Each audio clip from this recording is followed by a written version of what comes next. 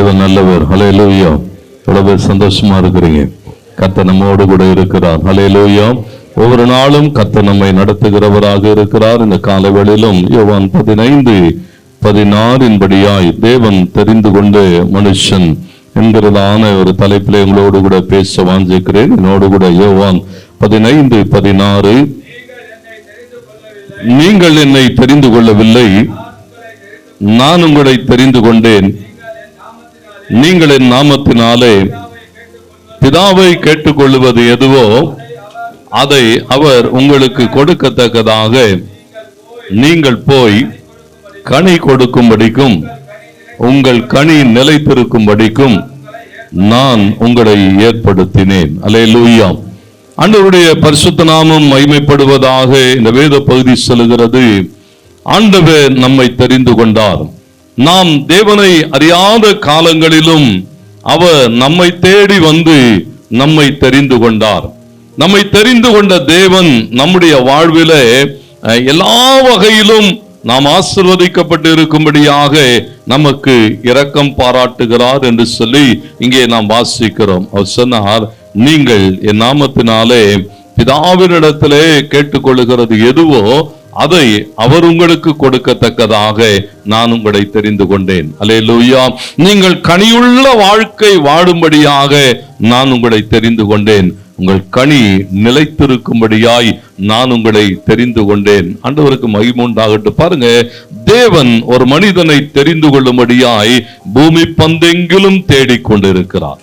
ஆண்டவருடைய அந்த வார்த்தை சொல்லுகிறது, அவர்கள் ஆசீர்வதிக்கப்படும்படியாய், அவர்கள் மூலமாய் தேவ நாமம் மகிமைப்படும்படியாய் தேவன் என்ன செய்கிறாரா, இந்த பூமி பந்து முழுவதிலும் ஒரு மனிதனை தேடிக்கொண்டிருக்கிறார்.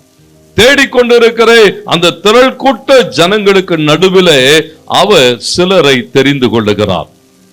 தெரிந்து கொள்ளப்பட்ட சிலரில் கர்த்தர் என்ன செய்கிறதை பார்க்கிறோம், அவர்களை பயன்படுத்துகிறார். ஆண்டவர் மகிமைப்படட்டும். பாருங்க, தேவனோடு கூட இணைக்கப்பட்டு இருக்கிறதான இந்த வாழ்க்கையிலே தேவ திட்டத்தை, தேவனுடைய சித்தத்தை நிறைவேற்றும்படியாய் ஆண்டவர் நம்ம எல்லாம் என்ன செய்கிறாரா, தேடி கண்டுபிடித்திருக்கிறார். ஆண்டவருக்கு மகிமை உண்டாகட்டும். ஒவ்வொரு நாளும் பாருங்க, தேவன் தேடுகிறதிலே தமக்கான, தம்முடைய வேலைக்கான, தம்முடைய சித்தத்தை, தம்முடைய திட்டத்தை நிறைவேற்றும்படியாக ஆட்களை தேடுகிற போது அவர் தேடுகிற இடங்கள் எல்லாம் ஆச்சரியமாயிருக்கும். வனாந்தரத்திலே தேடிக்கொண்டிருக்கிறார். தேவனுக்கு மகிமை உண்டாகட்டும். ஒன்றுமில்லாத ஒரு வனாந்தரத்துக்கு நடுவிலே தேடி மோசேயை கண்டுபிடித்தார். அல்லேலூயா. இஸ்ரவேல் ஜனங்களை அவர் சொல்லும்போது சொல்லுகிறார், வனாந்தரத்திலே திராட்சை குலைகளை கண்டுபிடிக்கிறது போல உங்களை கண்டுபிடித்தேன்னு சொன்னார். ஆமென். அல்லேலூயா. ஆண்டவருக்கு மகிமை உண்டாகட்டும். வனாந்தரத்திலே தேடுகிறார். ஆட்டு மந்தைகளின் பிறகாக தேடிக்கொண்டிருக்கிறார். ஜனங்களுக்கு நடுவிலே தேடிக்கொண்டிருக்கிறார். பாருங்க, எல்லா இடங்களிலும் தேடி அவர் கண்டுபிடிக்கிறார். ஒரு மனிதனை தேடி கண்டுபிடிக்கிற போது 1 சாமுவேல் 16:7 சொல்லுகிறது, அவர் என்ன செய்கிறது இல்லையா, மனுஷன் பார்க்கிறபடி பார்க்கிறது இல்லை.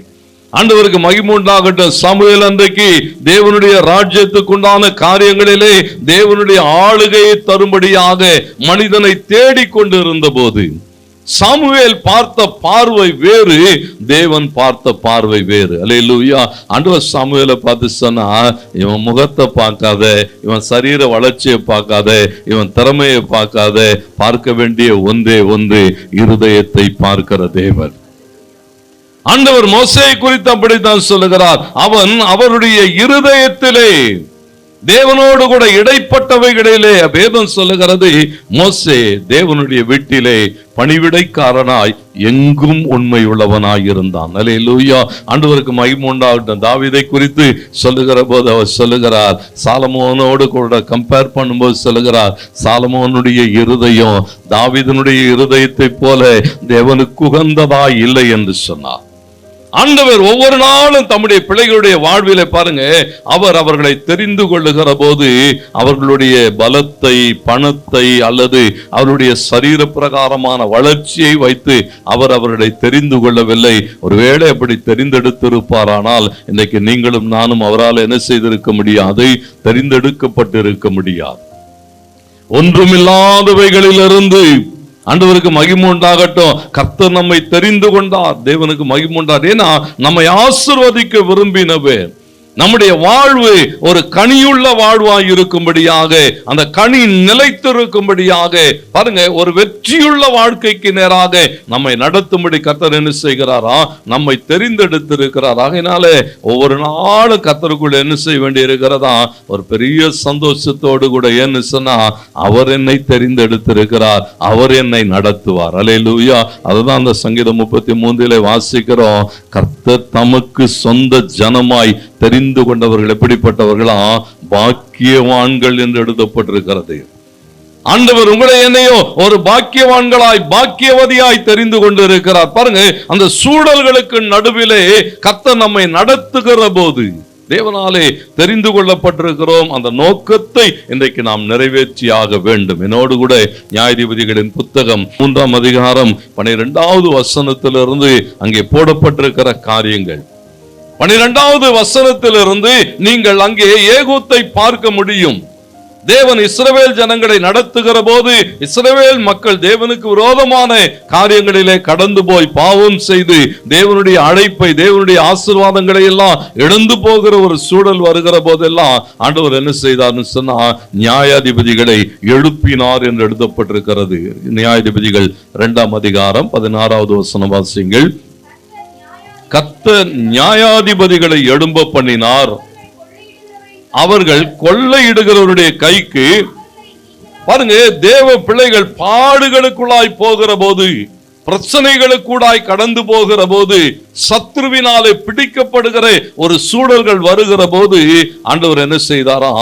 நியாயாதிபதிகளை கொண்டு அவர்களை விடுதலையாக்கினார் என்று எழுதப்பட்டிருக்கிறது. இந்த நியாயாதிபதிகள் புத்தகம் முழுவதும் நீங்கள் வாசிக்கிற போது ஒரு தொடர் சக்கரத்தை போல இஸ்ரவேல் ஜனங்கள் பாவம் செய்வார்கள், தேவனை நோக்கி கூப்பிடுவார்கள், ஒரு இரட்சகனை எழுப்புவார், அவர் அவர்களை விடுவிப்பார், மறுபடியும் ஒரு பெரிய ஆசீர்வதிக்கப்பட்ட வாழ்க்கை வரும், மறுபடியும் பாவம் செய்வார்கள், மறுபடியும் பிரச்சனை வரும். பாருங்க, அப்படியே சுத்தி கொண்டே இருக்கிறதை நீங்கள் பார்க்க முடியும். அப்படி அந்த சூழல்களுக்கூடாக இங்கே வேதம் சொல்லுகிறது, ஆண்டவர் நியாயாதிபதிகளை எழுப்புகிறார். நியாயாதிபதிகள் என்ன செய்தார்களாம்? 17வது வசனம், அவர்கள் சொல்லை கேளாமல். பாருங்க, நியாயாதிபதிகள் என்ன செய்தார்கள் சொன்னா, ஒவ்வொரு நாளும் தேவ ஜனங்களோடு கூட பேசினா, ஐயா இதுதான் ஆண்டவருக்கு பெரியும், இதைதான் நீங்க செய்யணும், இதுதான் ஆண்டவர் விரும்புகிற காரியம், ஆண்டவர் இதை தான் உங்ககிட்ட எதிர்பார்க்கிறார். ஒவ்வொரு நாளும் அந்த ஜனங்களுக்கு அவர்கள் என்ன செய்தார்களா? போதித்து கொண்டிருந்தார்கள். ஆனா ஜனங்க என்ன செய்யவில்லையா? போதனையை கேட்கவில்லை. நியாயாதிபதிகள் அவர்கள் சொல்லுகிறார்கள், உங்க பிதாக்களின் கற்பனைகளை விட்டு விலகாதிருங்கள். தேவன் இதை தான் எதிர்பார்க்கிறார், இவைகளை செய்யும்படி விரும்புகிறார். எத்தனை புத்தி சொன்னாலும் என்ன செய்யலையா? அவர்கள் அதை கேட்கவில்லை என்று எழுதப்பட்டிருக்கிறது. ஆண்டவருக்கு மகிமை உண்டாட்டம். ஆனாலும் தேவனை செய்தாரா? அவர் இரக்கமுள்ள தேவனாய் இருக்கிறபடினால் வசனம் அப்படிதான் பதிவு செய்திருக்கிறது. உன் தேவனாகிய கர்த்தர் இரக்கமுள்ள தேவனாய் இருக்கிறபடினால் அவர் உன்னை கைவிட மாட்டார், உன்னை விட்டு விலக மாட்டார் என்று சொல்லப்பட்டிருக்கிறது. அந்த தேவனுடைய அந்த தெய்வீக அன்பு வெளிப்படுகிறதுனாலே ஆண்டவர் என்ன செய்கிறாரா? நியாயாதிபதிகளோடு கூட இணைந்து கொள்ளுகிறார், அவர்களை கொண்டு ஜனங்களை நடத்துகிறார். 18வது வசனம், கர்த்தர் அவர்களுக்கு நியாயாதிபதிகளை எழும்ப பண்ணுகிற போது, பாருங்க, கர்த்தர் நியாயாதிபதிகளோடு கூட இருந்து அந்த நியாயாதிபதிகளின் நாட்கள் எல்லாம், பாருங்க, பிரச்சனை வரும்போது, போராட்டங்கள் வருகிற போது தேவன் என்ன செய்தாரா? நியாயாதிபதிகளை எழுப்புகிறார், நியாயாதிபதிகளோடு கூட போய் துணையாய் நின்று கொள்ளுகிறார், அவர்களோடு கூட இருந்து என்ன செய்கிறாரா? அந்த யுத்தத்தை நடத்துகிறார், அந்த யுத்தத்திலே தம்முடைய பிள்ளைகளுக்கு வெற்றியை தருகிறார். ஒரு பெரிய ஆசீர்வதிக்கப்பட்ட ஒரு வாழ்க்கை. ஆண்டவர் இன்றைக்கு நம்மை அழைத்திருக்கிற அழைப்பு என்னன்னு சொன்னா, தேவனாலே தெரிந்து கொள்ளப்பட்டிருக்கிறோம். தேவ நோக்கத்தை, தேவனுடைய சித்தத்தை இந்த பூமியிலே செய்தாக வேண்டும். தேவ பிள்ளைகள் ஆண்டவருக்கு மகிமை உண்டாகட்டும். ஒரு பெரிய ஆசீர்வதிக்கப்பட்ட வாழ்க்கை வாடும்படியாக ஒன்றுமில்லாத நம்மை தெரிந்து கொண்டார். இங்கே நீங்கள் ஏகூத்தை என்னோடு கூட கவனிக்கிற போது அங்கே சொல்லப்பட்டிருக்கிறது, அந்த தேசத்தை, அந்த ஜனங்களோடு கூட அந்த தேவனுக்கான வேலையை செய்யும்படியாய் தெரிந்து கொள்ளப்பட்டவன் என்று சொல்லி பார்க்கிறோம்.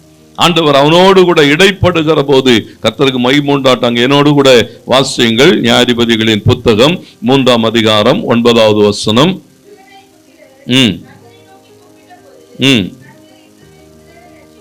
ரட்சிக்கும்படி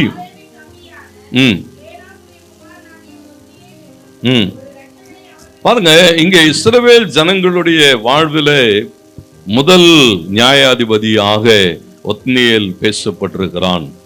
இவனை கொண்டு கர்த்தர் என்ன செய்தார் என்று அநேக காரியங்கள் போடப்பட்டிருக்கிறது. தேவனுக்கு மகிமை உண்டாகட்டும். இன்றைக்கு நாம் பார்க்கிற இந்த ஏகூத் 2வது நியாயாதிபதியாக தேவனாலே தெரிந்து கொள்ளப்பட்டவன். 15வது வசனம்.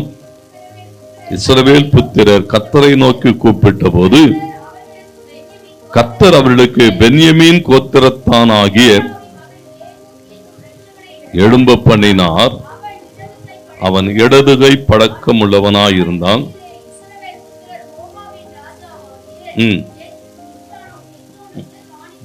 பாருங்க, இங்க ஏகோத்தை குறித்து பார்க்கிற போது தேவனுக்கு மகிமை உண்டாகட்டும். அவனை குறித்து வேதம் என்ன சொல்லுன்னு சொன்னா, அவன் இடதுகை பழக்கம் உள்ளவன். நல்லா கவனிங்க. தேவன் ஏகூத்தை தெரிந்து கொண்ட போது அந்த வேத பகுதி சொல்லுகிறது அவன் இடதுகை பழக்கம் உள்ளவன். பல வரலாற்று ஆசிரியர்கள் ஏகூத்தை குறித்து எழுதுகிற போது அவனை சொல்லுகிறார்கள் அவன் அங்கீனம் உள்ளவன் என்று சொல்லுகிறார்கள். Physically challenge person. ஆண்டவருக்கு மகிமை உண்டான அவனுடைய வலதுகை அவனுடைய பயன்பாட்டுக்கு இல்லாமல் இருந்தது என்று சொல்லுகிறார்கள். இன்னும் சிலர் சொல்லுகிற போது அவன் வலதுகையை என்ன செய்ய முடியாதா, அவனால எல்லா நேரங்களிலும் பயன்படுத்த முடியாது, ஒரு சில நேரங்களிலே எல்லா வேலைகளுக்கும் பயன்படுத்த முடியாது. அவன் ஏறக்குறைய அவனுடைய வாழ்நாள் முழுவதும் அவனுடைய இடதுகையை பழகுகிறவனாக இருக்கிறான். ஆண்டவர் மகிமைப்படட்டும். நல்லா கவனிங்க.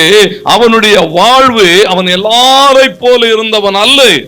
அவன் ஒரு ஸ்பெஷல் சைல்டு. கர்த்தருக்கு மகிமை உண்டாகட்டும். தேவன் அவனை தெரிந்து கொள்ளுகிற போது வலதுகை பழக்கமுள்ள ஒரு சமுதாயத்திலே இடதுகை பழக்கமுள்ள ஏகூத்தை கர்த்தர் தெரிந்து கொண்டார். ஏன் சொன்னா நல்லா கவனிங்க. ஒரு வேளை அவனாலே எல்லாம் செய்ய முடியாமல் போகலாம், ஆனால் தேவன் விரும்புகின்ற ஒன்றை செய்கிறதுக்கு அவனை தேவன் தகுதி உள்ளவனாக பார்த்தான். இன்னைக்கு ஆண்டவர் மகிமைப்படட்டும். பாருங்க, நம்மால எல்லாவற்றையும் செய்ய முடியாமல் போகலாம், ஆனா ஆண்டவர் என்ன எதிர்பார்க்கிறார் சொன்னா, என் பிள்ளை என் வேலையை செய்கிறதுக்கு அதற்கு ஒரு தகுதி உண்டு. அந்த தகுதி என் பிள்ளைக்கு இருக்கிறது என்பதனாலதான் கர்த்தர் உங்களையும் என்னையும் தெரிந்தெடுத்திருக்கிறார். ஏகத்தினுடைய வாழ்விலே குறைவுகள் இருந்தது. ஆண்டவருக்கு மகிமை உண்டாகட்டும். பாருங்க, அவன் பலவீனனா நமக்கு தெரியாது, அவனுடைய காரியங்கள் நமக்கு தெரியாது, ஆனால் ஒன்று வேதம் பதிவு செய்து வைத்திருக்கிறது, அவன் இடதுகை பழக்கம் உள்ளவன்.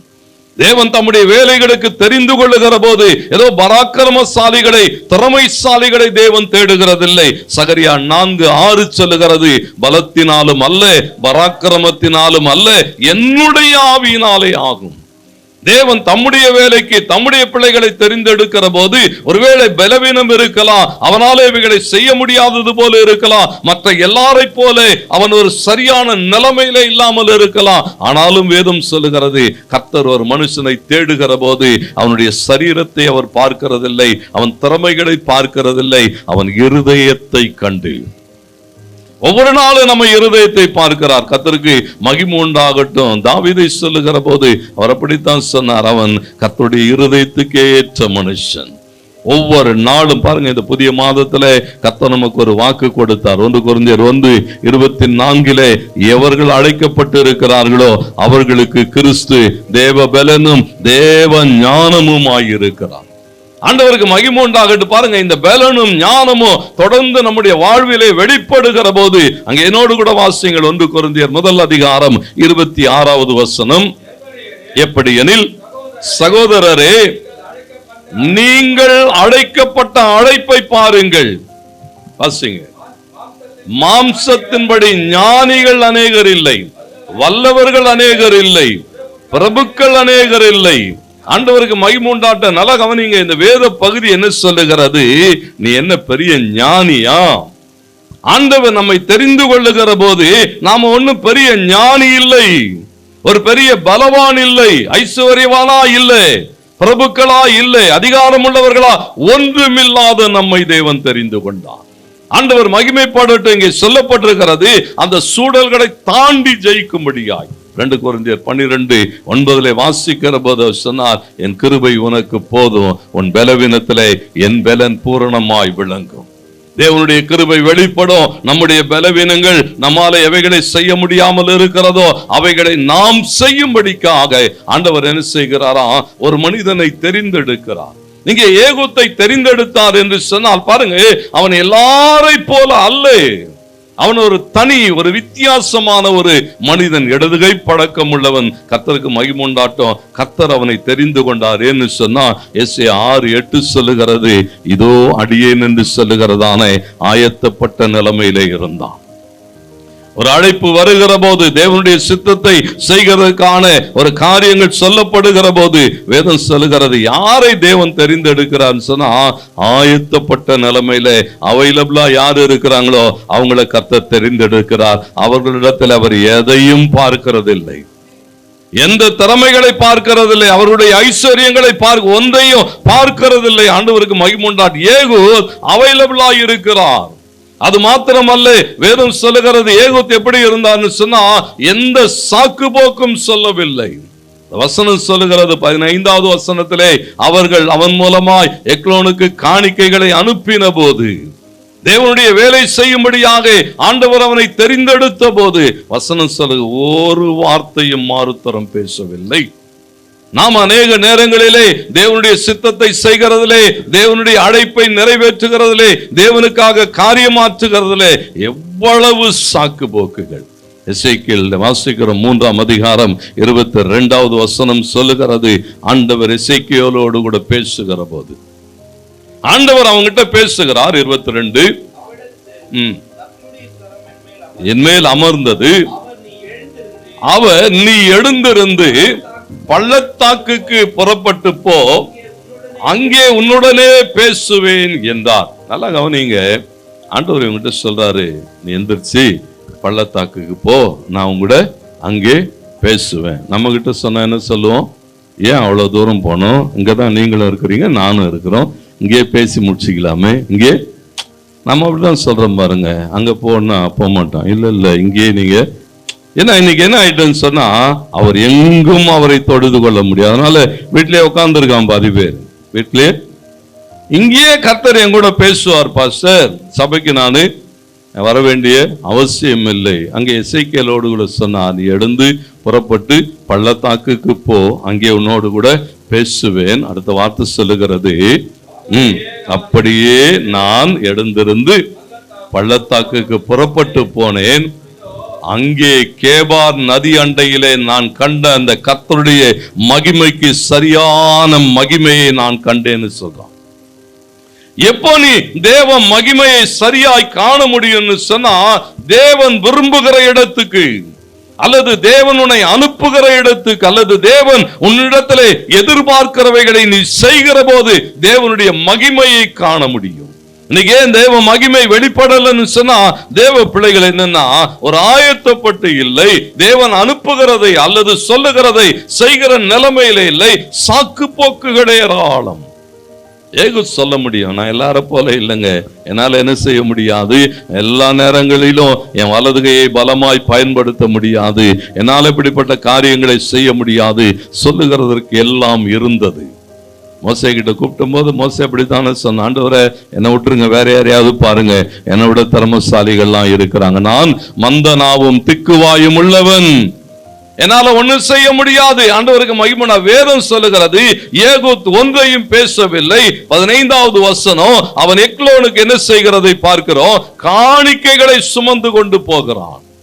இன்னைக்கு தேவ பிள்ளைகளாக நம்முடைய வாழ்விலே தேவன் ஒன்றை சொல்லுகிற போது, எதிர்பார்க்கிற போது, ஆண்டவருக்கு மகிமை உண்டாட்டும், இதுல கர்த்தருடைய சித்தம் ஒன்று இருக்கிறது, தேவன் ஒரு நோக்கத்துக்காகத்தான் என்னை இதிலே நடத்துகிறார் என்று சொல்லி நம்மால உணர்ந்து கொள்ள முடிகிறது இல்லை.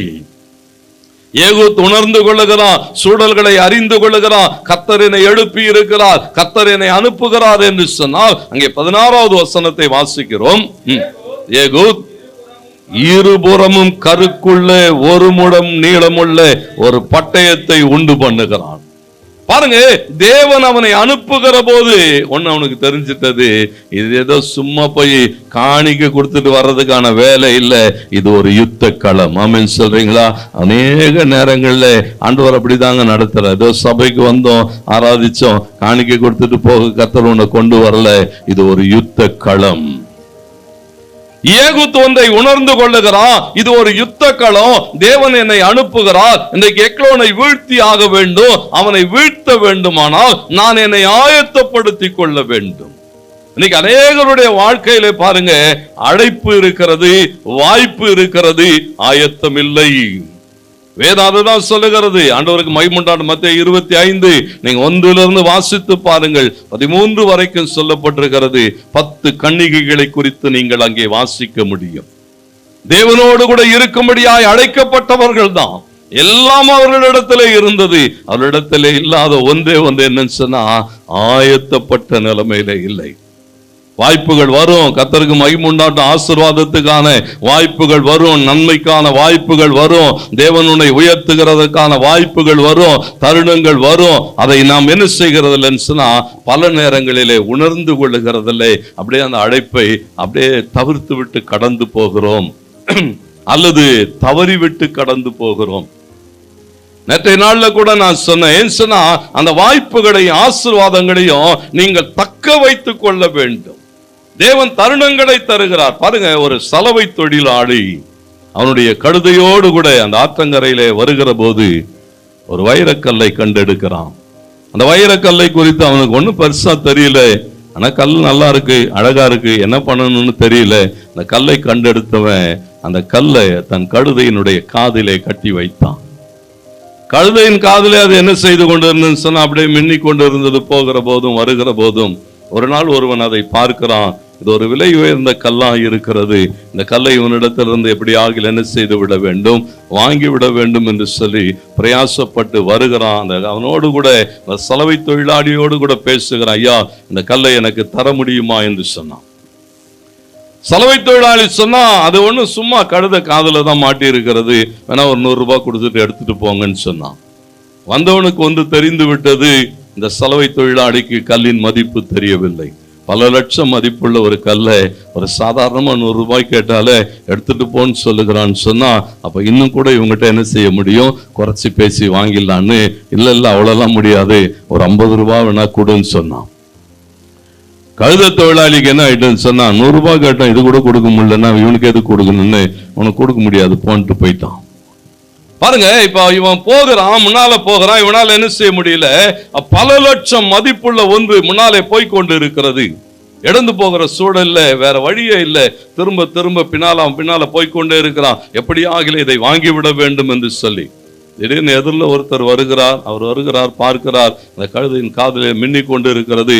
கிட்ட வந்து பார்க்கிறார். பார்த்தோன்னே அவருக்கு தெரிஞ்சிட்டது, இது ஒரு விலை உயர்ந்த வைரக்கல்னு சொல்லி அவர்கிட்ட கேட்கிறார், இந்த கல்லை எனக்கு விலைக்கு தர முடியுமா?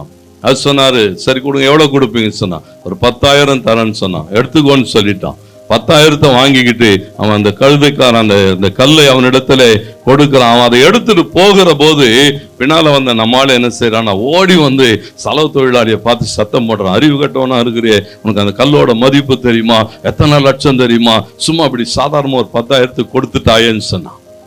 இப்ப கழுதைக்காரன் சிரித்து கொண்டே அந்த சலவை தொழிலாளி சொன்னான், ஐயா, அதனுடைய மதிப்பு எனக்கு தெரியவில்லை, அதனால நான் அதை அந்த விலைக்கு வித்துட்டேன். ஆனா இத்தனை லட்சம் மதிப்புள்ளது என்று தெரிந்தும் ஒரு 50 ரூபாய் காசுக்காக அதை நீ இழந்து விட்டாயே, நீ எவ்வளவு புத்தியீனன் என்று சொன்னான். இன்னைக்கு நமக்கு பாருங்க, மதிப்பு தெரியும். தேவ பிள்ளைகளுக்கு என்ன தெரியும் சொன்னா, சபை கூடி வருகிறதின் மதிப்பு தெரியும். தேவ சமூகத்தை நோக்கி கூப்பிடுவதற்கான மதிப்பு தெரியும். ஜெபத்தினுடைய மேன்மை தெரியும், வல்லமை தெரியும். தேவனோடு கூட நேரம் எடுக்கிறதுல இருக்கிற காரியங்கள் நமக்கு தெரியும். உலகத்தில் இருக்கிறவர்களுக்கு ஒருவேளை தெரியாமல் இருக்கலாம். ஆனா தெரிந்த நீ அதை இழந்து போகிறாய் என்று சொன்னா, உன்னை விட புத்திசாலி யாரும் இருக்க முடியாது. வேற என்ன எதிர்பார்க்கிறது சொன்னா, இங்கே சொல்லப்பட்டிருக்கிறது, வாய்ப்புகள் வருகிற போது வாய்ப்புகளை பயன்படுத்தி கொள்ளுங்கள். ஏன்னா தேவன் வாய்ப்புகளை எல்லா நேரங்களிலும் தந்து கொண்டு இருக்கிறது இல்லை. வாய்ப்புகள் வருகிற போது கர்த்தருக்கு மகிமை உண்டாட்டும். ஒருவேளை நீங்கள் இன்னைக்கு ஒரு போதகனாக அழைக்கப்படாமல் இருக்கலாம், ஒரு மிஷனரியாக அழைக்கப்படாமல் இருக்கலாம், ஒரு ஊழியக்காரனாய் அழைக்கப்படாமல் இருக்கலாம், அல்லது ஒரு சண்டே ஸ்கூல் டீச்சராக அல்லது ஒரு வாலிபர்களுக்கான ஊழியங்களை செய்ய ஒருவேளை நீங்கள் அழைக்கப்படாமல் இருக்கலாம். ஆனால் நாம் ஒவ்வொருவரும் தேவனுடைய பிள்ளைகளாய் அழைக்கப்பட்டு இருக்கிறோம். ஆண்டவர் நம்மை தேவனுடைய பிள்ளையாக அழைத்திருப்பாரானால் தேவ பிள்ளையாய் அழைக்கப்பட்ட எல்லாருக்குமான ஒரு ஊழியம் உண்டு. லூக்கா 10:2 அப்படி சொல்லுகிறது. அப்பொழுது அவர் அவர்களை நோக்கி, வாசிங்கள், அவர்களை நோக்கி, அறுப்பு மிகுதி, வேலையாட்களோ கொஞ்சம், ஆகையால் அறுப்புக்கு எஜமான் தமது அறுப்புக்கு வேலையாட்களை அனுப்பும்படி அவரை வேண்டிக் கொள்ளுங்கள். ஆண்டவருக்கு மகிமை உண்டாது. இது எல்லாருக்குமான ஊழியம் தான். உன்னுடைய ஊழியங்கள், உன்னுடைய அழைப்பு தேவனுக்கு மகிமை உண்டாட்டும். ஜெபிக்கிறதுக்கு என்ன உனக்கு ஒரு அழைப்பு தேவை? ஜெபம் பண்றதுக்கு என்ன உனக்கு அபிஷேகம் தேவை? இல்லை யாராவது ஒரு ஆள் வந்து தலையில கை வச்சு ஜெபம் பண்ணி கர்த்தர் உங்களை ஜெபிக்கிறதான வரங்களினாலே நிரப்பி இருக்கிறார், ஜெப ஆவினாலே உங்களை நிரப்பி பயன்படுத்துவார்னு ஒரு ஆள் வந்து ஒரு தீர்க்க தரிசனம் நமக்கு சொல்லணுமா? ஒரு தீர்க்கதரிசி இதற்கு தேவையா? ஆண்டவருக்கு மகிமை உண்டாட்டும். ஆண்டவர் சொல்லுகிறார், நீ ஜெபம் பண்ணியே ஆகணும். ஆண்டவருக்கு மகிமை உண்டாட்டும். தேவ பிள்ளைன்னு சொன்னா ஆண்டவர் மகிமைப்படும்படியா என்ன செய்ய வேண்டி இருக்கிறதா? அறுப்பு மிகுதி, ஏராளமான ஜனங்கள், திரளான ஜனங்கள் இன்னைக்கு ஆயத்தப்பட்டு இருக்கிறார்கள். அவர்களை அறுத்து கொண்டு வருகிற ஆட்கள் தேவை. வேலையால் கொஞ்சம் பேரை தான் இருக்கிறான். ஆண்டவருக்கு மகிமை உண்டாட்டும். வேலையாளை கர்த்தர் அனுப்பணும். அந்த அனுப்புறதுக்காக என்ன செய்யணுமா? ஜெபிக்கணும். தேவ பிள்ளைகள் சொன்னா தேவ பிள்ளைகள் என்ன செய்ய வேண்டி இருக்கிறதா? உன்னுடைய அழைப்பு. கர்த்தருக்கு மகிமை உண்டாட்டும். ஜெபம் பண்ணணும். ஜெபம் பண்ண தெரியலையே, கர்த்தருக்கு மகிமை உண்டாட்டும். தேவ பிள்ளைக்கு என்ன தெரியல? ஜெபம் பண்ண தெரியல, வேதம் வாசிக்க தெரியல. பைபிள் வாசிக்கிறீங்களா? முடியலன்றானே. ஜெபம் பண்ணுனா இல்ல பாஸ், வேற யாரையாவது இன்னைக்கு மாத்திரம் தடுமாடுறான். ஏன்னு சொன்னா தேவ பிள்ளைகள் என்ன இல்லைன்னு சொன்னா இதுல பழகலை. கர்த்தருக்கு மகிமை உண்டாட்டும். வேதம் சொல்லுகிறது, ஆண்டவர் உனக்கு கொடுத்திருக்கிறவைகள். அப்போஸ்தலர் 9:31 சொல்லுகிறது, நீ ஜெபிக்க ஜெபிக்க ஜெபிக்க தேசம் எங்கிலும் என்ன நடக்குமா? அப்பொழுது யூதேயா, கலிலேயா, சமாரியா நாடுகள் எங்கிலும் சபைகள் சமாதானம் பெற்று. பாருங்க, இன்னைக்கு சபைகள்ல ஒரு பெரிய சமாதானம் வரணும். சபைகளிலே சமாதானம் இல்லை, சபைகளிலே ஆட்கள் இல்லை, சபைகளிலே ஊழியங்கள் நடக்கல. தேவ பிள்ளைகள் பாருங்க, தேவ ஜனங்கள் நாம ஜெபிக்காதது நிமித்தம் எத்தனை பேர் பார்த்தீங்கன்னு தெரியாது. கடந்த வாரங்கள்ல ஒரு செய்தியை நான் பார்த்த போது அப்படியே உள்ளம் உடைந்து போனது. பக்கத்துல இருக்கிற மாநிலம் தான், கேரள மாநிலத்துல ஒரு பாரம்பரியமிக்க ஒரு சபை. அந்த கட்டடங்கள் எல்லாம் பார்க்கிற போது, அந்த ஆலயத்தினுடைய கட்டுமானங்களை எல்லாம் பார்க்கிற போது எத்தனை பிரம்மாண்டமாய் கட்டி எழுப்பப்பட்டிருந்த ஒரு ஆலயம். உள்ள அந்த வேலைகள் பாருங்க, அந்த உச்சம், அந்த விதானம் சொல்லுகிற அந்த இடங்களில் எல்லாம் வரையப்பட்டிருக்கிற சீஷர்கள், இன்னும் அந்த படங்கள் எல்லாம் பார்க்கிற போது அந்த ஆலயத்தின் முகப்பிலிருந்து நீங்க உள்ளே அந்த நுழைகிற இடம், வலதுபுறத்திலும் இடதுபுறத்திலும் ஜனங்கள் உட்காருகிறதுக்காக ஒரு சிலுவை வடிவில அமைக்கப்பட்டிருந்ததான ஒரு பெரிய ஆலயம். அந்த ஆலயம் இன்னைக்கு எப்படி தெரியுங்களா இருக்கிறது? ஒரு ஓட்டலா மாறி போயிருக்கிறது. இந்த பக்கத்துல பார் நடந்து கொண்டு இருக்கிறது. ஒன்னும் மாறலங்க. மேல இருந்த படங்கள் மாறல, ஆலயத்தினுடைய ஒரு காரியமும் மாறல. ஆனா உள்ளே என்ன நடந்து கொண்டு இருக்குன்னு சொன்னா, ஜனங்கள் சாப்பிட்டு கொண்டு இருக்கிறார்கள், ஜனங்கள் குடித்து கொண்டு இருக்கிறார்கள். ஆலயங்கள் எல்லாம் இன்றைக்கு விற்பனை ஆகி கொண்டு இருக்கிறது. அந்த பழி யார் மேல வரும்னு நினைக்கிறீங்க? நியாய தீர்ப்பின் நாளிலே தேவன் கேட்பார். இங்கே சொல்லப்பட்டிருக்கிறது, அப்பொழுது யூதேயா, கலிலேயா, சமாரியா நாடுகள் எங்கிலும் சபைகள் சமாதானம் பெற்றது, சபைகள் பக்தி விருத்தி அடைந்தது, சபைகள் கர்த்தருக்கு பயப்படுகிற பயத்தோடும் பரிசுத்த ஆவியானவருடைய ஆறுதலோடும் நடந்து பெருகினது என்று எழுதப்பட்டிருக்கிறது. சபை பெருகணும், கர்த்தருக்கு மகிமை உண்டாட்டும்.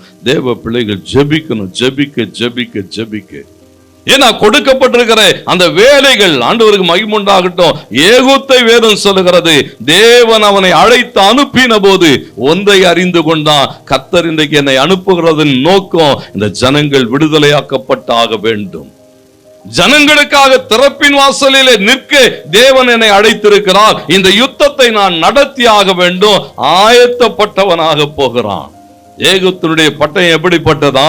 ஆண்டவர் அதே பட்டயத்தை தான் நம்ம கையிலையும் கொடுத்திருக்கிறார்.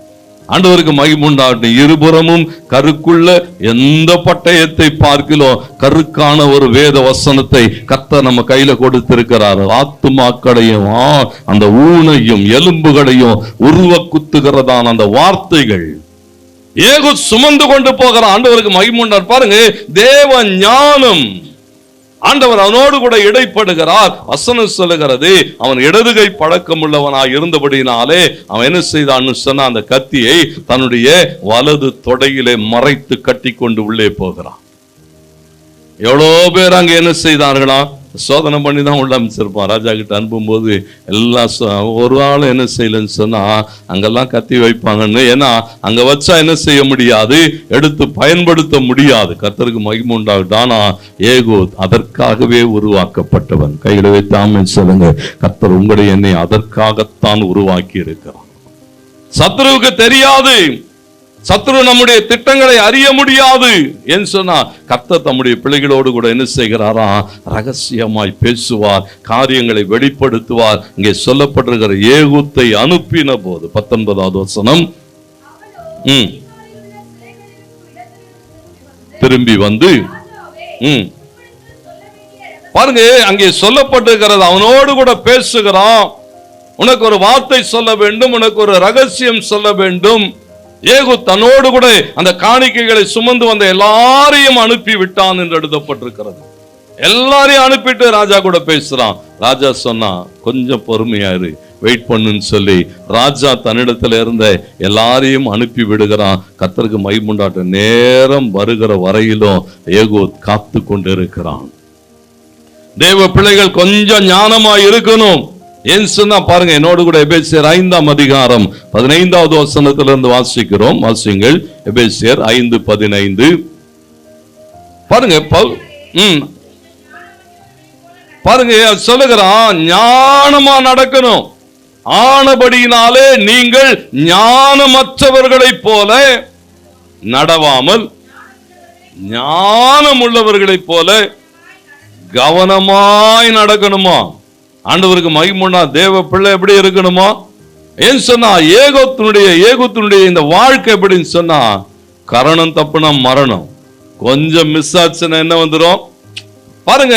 அவன் செய்கிற வேலையை சரியாய் செய்தாக வேண்டும். கொஞ்சம் கூட என்ன செய்ய முடியாது, அப்படியே எல்லாம் விட்டுற முடியாது. தேவனுக்கு மகிமை உண்டாட்டும். ரொம்ப கவனமாய் நேரம் எடுத்து காத்து கொண்டு இருக்கிறான் சமயம் வருகிற போது. ஏன்னா பவுல் இங்கே சொல்லுகிற போது சொல்லுகிறான், ஞானமா நடக்கணும், கவனமா நடக்கணும். 17வது வசனத்துல சொல்றான், கொஞ்சம் அறிவோடு கூட நடக்கணும். அறிவில்லாமையினால் என் ஜனம் என்ன செய்தான், சங்காரமாகிறார்கள் என்று எழுதப்பட்டிருக்கிறது. பயன்படுத்தினங்க. ஆண்டவருக்கு மகிமை உண்டாகட்டும். சின்ன சின்ன காரியங்கள் இங்கே ஏகூத் பயன்படுத்துகிறான். வேதம் சொல்லுகிறது, வாய்ப்பை பயன்படுத்தி தன்னுடைய அந்த கத்தியை உருவி என்ன செய்கிறதை பார்க்கிறோம். எக்லோனினுடைய வயிற்றுக்குள் பாய்ச்சுகிறான். அந்த கத்தி என்ன செய்ததா, எக்லோன் ரொம்ப அப்படியே புஷ்டியும் நினமுள்ளவனுமா இருந்தான். வசனம் சொல்லுகிறது, அவன் வயிற்றுக்குள்ள போன கத்தியை திரும்ப எடுக்க முடியல. ஆண்டவருக்கு மகிமை உண்டாகட்டும். பாருங்க, எத்தனை பலத்தோடு கூட கிடைத்த வாய்ப்பை, காலத்தை கவனமாய் ஞானமாய் பயன்படுத்துகிற போது எந்த சூழலிலும் கர்த்தர் நம்மளை ஜெயிக்க வைப்பார். அல்லேலூயா. எந்த சூழலிலும் தேவன் நமக்கிட்ட ஒன்றை கொடுத்திருப்பாரானால், ஆண்டவர் என்ன எதிர்பார்க்கிறான்னு சொன்னா, செய்யும்படி உன் கைக்கு நேரிடுகிறது எதுவோ அதை என்ன செய்ய, முழு பலத்தோடு கூட செய்யணும். கர்த்தருக்கு மகிமை உண்டாகட்டும். ஞானமா செய்யணும், கவனமா செய்யணும். ஒவ்வொரு நாளும் நீங்கள் செய்கிறவைகளை சரியாய் செய்கிற போது தேவன் அதுல பிரியப்படுவார். ஒண்ணு இல்லைன்னா கூட கர்த்தர் என்ன செய்வாரா, ஆண்டவருக்கு மகிமை உண்டாகட்டும் சொன்னா. கடந்த வாரத்துல கூட நாம சொன்னோம், சாதாரணமானவைகள் தான், ஆனால் அவைகளை கொண்டு கர்த்தர் என்ன செய்ய முடியும். பாருங்க, நம்முடைய வாழ்விலே கர்த்தர் நம்மை ஆசீர்வதிக்கிறதுக்கென்றே சிலவற்றை கொடுத்திருக்கிறார். திறமைகள், தாளந்துகள் எல்லாம் நம்ம கிட்ட இருக்கிறது. அதை என்ன செய்யணுமா, கவனமா பயன்படுத்தணும். பாருங்க, ஒரு எறும்பும் ஒரு வெட்டுக்கிளியும் ரொம்ப நண்பர்களா இருந்ததுங்க. அந்த வெட்டுக்கிளியை பொறுத்த வரைக்கும் என்னன்னா, எதை குறித்து அது கவலை கிடையாது. 24 மணி நேரம் அது என்ன செய்யும்? கிட்டார் வாசித்து பாட்டு பாடினே இருக்கும். அதுக்கு அதனுடைய வேலையே என்னன்னு சொன்னா, அந்த கதைகள் நீங்க படிக்க முடியும். அந்த வெட்டுக்கிளியை பொறுத்த வரைக்கும் கிட்டார் வாசித்து என்ன செய்யும்? பாடிக்கிட்டே இருக்கும், ஆண்டவரை துதிக்கும், மகிமைப்படுத்தும். அது வேலை அப்படிதான். எறும்பு அப்படி இல்லை. எறும்பு என்ன செய்யுமோ? ஓடி ஓடி உடைத்து கொண்டே இருக்கும். போகும்போது வரும்போதெல்லாம் கேட்கும், ஏதாவது கொஞ்சமாவது வேலை செய்ய மாட்டியா? எதிர்காலத்தை குறித்து ஒரு கவலையும் இல்லையா? இப்போது 24 மணி நேரம் பாட்டு, ஆராதனை, ஜபம் இதானா? அது வெட்டுக்கிளி அதை பத்தி எல்லாம் கவலைப்படாது. உன் பிரச்சனை உனக்கு, என் பிரச்சனை எனக்கு. என் வேலை என்னதான்? என் வேலை இதுதான். நான் 24 மணி நேரம் என்ன செய்வேன்? கிட்டார் தான் அடிச்சுன்னு இருப்பேன். ஆனா எறும்பு சொன்னது நல்லது, இப்ப வாசிச்சுன்னே இருக்கிறேன். ஆனா ஒரு நாள் வரும், மழைக்காலம் வரும், சாப்பிட்றதுக்கு ஒண்ணு இல்லாம என்ன செய்வேன்? போராடுகிற சூழல் வந்துடும். ரொம்ப கவனமா இருன்னு சொன்னது. வெட்டுக்கிளி சொன்னது பரவாயில்ல, நான் என்ன செய்வேன்?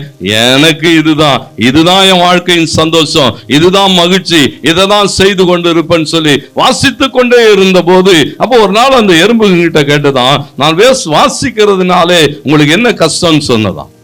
எறும்பு சொன்னதான், அதெல்லாம் ஒரு கஷ்டமும் கிடையாது, நீ வாசிக்கிறது எங்களுக்கு ஒரு வகையில சந்தோஷம்தான். என்னன்னு சொன்னா, சாதாரணமான நாட்கள்ல ஒரு நாளைக்கு நாங்க 10 அரிசிகளை சுமந்து கொண்டு போவோம் எங்களுடைய கூட்டுக்கு.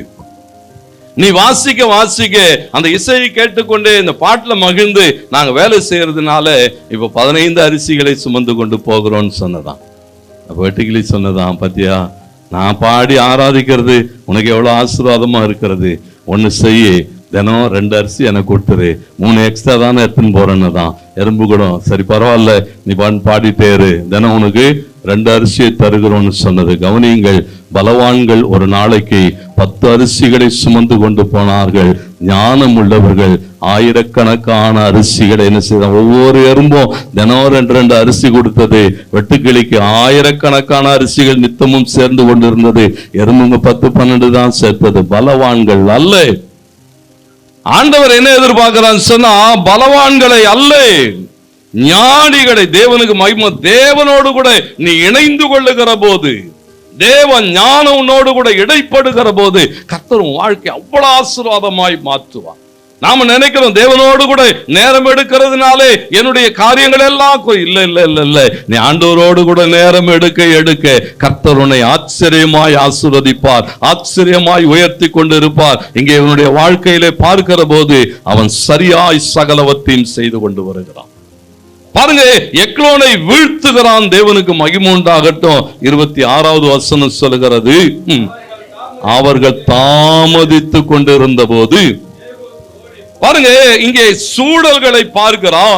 சூழல்களை அங்கே ஏகூத் என்ன செய்கிறான்? தனக்கு சாதகமாக்கி கொள்ளுகிறான். அவர்கள் தாமதித்து கொண்டு இருந்த போது இவன் அடுத்த கட்ட வேலைகளை செய்கிறான். கர்த்தருக்கு மகிமை உண்டாட்டும். ஓய்ந்திருக்க அடைக்கப்பட்டவர்கள் அல்ல, ஆண்டவருக்கு மகிமை உண்டாட்டும். தேவ சித்தத்தை செய்தே முடித்தாக வேண்டும். அதனால்தான் நேற்றைய நாளிலும் சொன்னேன், நீங்கள் ஓடியாக வேண்டும். ஒரு பெரிய வெற்றிக்கு நேராக கர்த்தர் உங்களை அழைத்திருக்கிறார். ஒவ்வொரு நாளும் இங்கே ஏகூத் சொல்லப்பட்டிருக்கிறது, ஏகூத் ஓடினான் என்று எழுதப்பட்டிருக்கிறது. ஏன் அவனை நானு ஒரு பலவீனமானவன், அங்கவீனம் உள்ளவன் என்று என்னாலே ஏற்றுக்கொள்ள முடியலன்னு சொன்னா, ஆண்டவருக்கு மகிமை உண்டாகட்டும். ஏகூத் ஓடினான் என்று எழுதப்பட்டிருக்கிறது. அது மாத்திரமல்ல, ஏகூத் அந்த மலையிலிருந்து இறங்கி எக்கால சத்தத்தை ஊதினான் என்று எழுதப்பட்டிருக்கிறது. ஜனங்களை திரட்டுகிறான். ஆண்டவருக்கு மகிமை உண்டாகட்டும். யுத்தத்துக்கான அழைப்பு கொடுக்கிறது மாத்திரமல்ல, தன்னை தலைவனாய் பிரகடனப்படுத்த. நீங்க அந்த வசனங்களை வாசித்து பாருங்க. அவன் சொல்லுகிறான், என் பின்னே வாருங்கள், நான் உங்களை நடத்தி கொண்டு போவேன், கர்த்தர் இந்த யுத்தத்தை நடத்துவார் என்று சொல்லுகிறான். தேவநாமம் மகிமைப்படும்படியாய் அந்த வேத பகுதி சொல்லுகிறது. 29வது வசனம், அக்காலத்திலே ஏறக்குறைய 10,000 பேர் என்ன செய்தானாம்? வெட்டினார்கள். கொண்டு போடப்பட்டவர்கள் எல்லாம் ஏதோ ஒண்ணு இல்லாத ஏப்பசாப்பை எல்லாம் அடிக்கல. அச்சவெல்லாம் எப்படிதானா? வசனம், அவர்கள் எல்லாரும் புஷ்டியுள்ளவர்களும் பராக்கிரமசாலிகளுமாய் இருந்தார்கள். ஆமென், அல்லேலூயா. பாருங்க, இங்கே ஏகூத் ஒரு பெரிய வெற்றியை எடுக்கிறான். எப்படிப்பட்டவர்கள் மேலே? புஷ்டியுள்ளவர்கள், பராக்கிரமசாலிகள். தேவனுக்கு மகிமை உண்டாகட்டும். வசனம் சொல்லுகிறது, நீங்கள் தேவனோடு கூட சரியாய் இருக்க முடியுமானால், தேவன் உங்கள் கைகளிலே கொடுத்திருக்கிறதை சரியாய் பயன்படுத்த முடியுமானால், எத்தனை பெரிய எதிரியையும் கர்த்தர் உங்களுக்கு முன்பதாய் மடங்கடிப்பார். ஏன்னா தேவனுடைய வார்த்தை எப்படி சொல்லுகிறது, ஆண்டவர் அவர்கள் கையிலே ஒப்பு கொடுக்கிறார், பராக்கிரமசாலிகளை கொண்டு போடுகிறார்கள், துறைகளை பிடிக்கிறான். தேவனுக்கு மகிமை உண்டாகட்டும். கர்த்தர் அவனை ஆசீர்வதித்தான். அந்த ஆசீர்வாதம் எப்படிப்பட்டதாக இருந்தது? 30வது வசனம்.